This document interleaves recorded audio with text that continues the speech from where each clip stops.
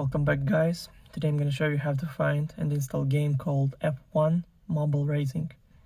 So first thing first, open App Store. Just click on that blue icon right here on your home screen. Then make sure that you log in on your Apple ID account. Then click on the search button right here.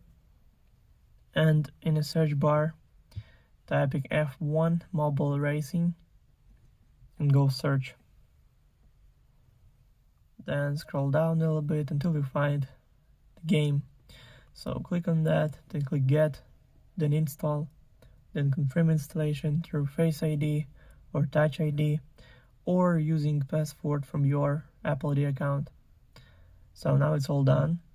The game is 1.69 gigabytes. Also, all links will be in the description of this video.